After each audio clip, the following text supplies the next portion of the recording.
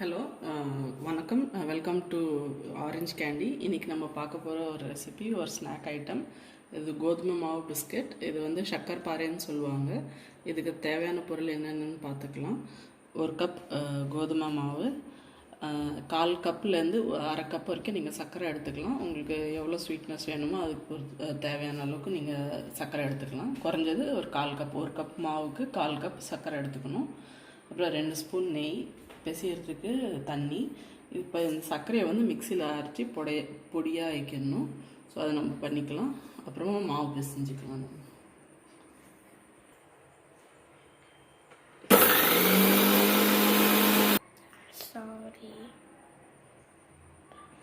இப்போ நம்ம சர்க்கரையை அரைச்சி வச்சு இப்போ மாவு கூட கலந்து நெய் ஊற்றி தண்ணி தெளித்து பிசைஞ்சிக்கலாம் சப்பாத்தி மாவு.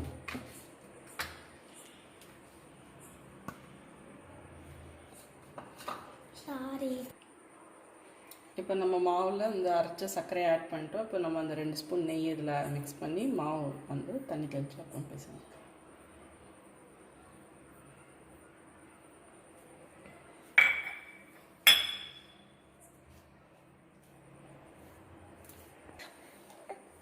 இப்போ நம்ம சர்க்கரையும் நெய்யும் ஒன்றா கலந்தாச்சு. இந்த ரெசிபிக்கு நீங்கள் நெய்க்கு பதிலாக 2 ஸ்பூன் பட்டர் கூட யூஸ் பண்ணிக்கலாம், அன்சால்டட் பட்டர்.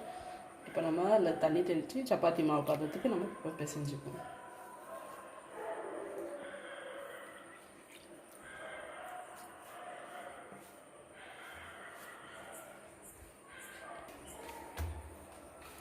இப்போ நம்ம அந்த மாவை சப்பாத்தி மாவு போல் பிசைஞ்சு எடுத்தாச்சு.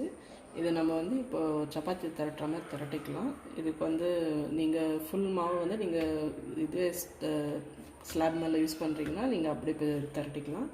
இப்போ நாங்கள் வந்து பூரி திரட்டுற கட்டில் திரட்ட போகிறோம். ஸோ அதனால் நான் வந்து மாவு 2 துண்டு வைக்கி திரட்டணும்.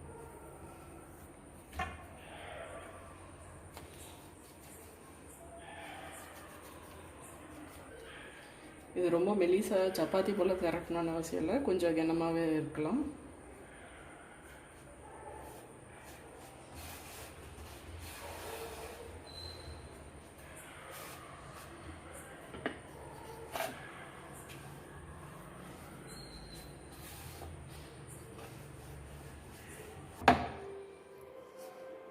இப்போ நம்ம அந்த மாவை நல்லா திரட்டியாச்சு பெருசாக.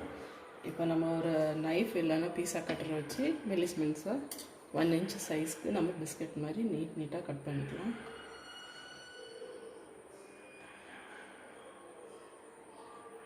ரொம்ப கனமாக கட் பண்ணிங்கன்னா ஃப்ரை பண்ணும்போது சரியாக வேகாது.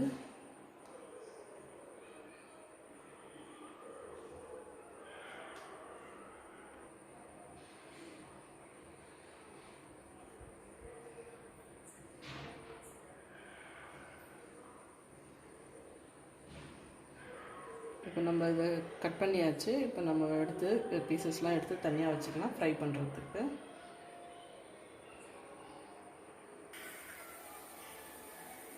இப்போ எண்ணெய் காஞ்சிச்சு. நம்ம அந்த கட் பண்ணி வச்சுக்கிற குட்டி குட்டி பீசஸ்லாம் இதில் போட்டுடலாம்.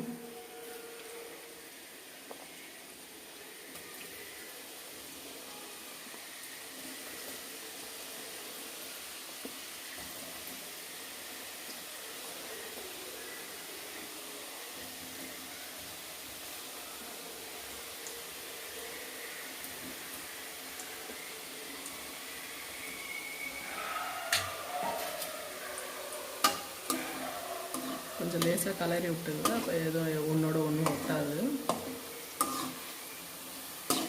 பாருங்க, எல்லாம் தனித்தனியாக பிரிஞ்சு வந்துச்சு.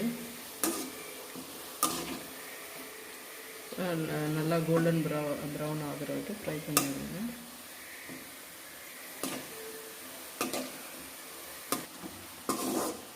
இப்போ நல்லா கோல்டன் ப்ரௌன் கலரில் ஆகிடுச்சு. இப்போ நம்ம ஒரு தட்டில் எடுத்து வச்சிடலாம்.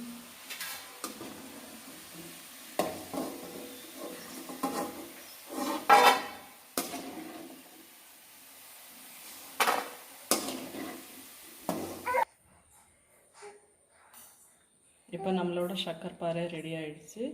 இது வந்து யூஸ்வலி கடையிலலாம் மைதாவில் செஞ்சு விற்பாங்க. நம்ம வந்து லைக் ஆட்டாவில் செஞ்சுருக்கோம், கோதுமை மாவில்.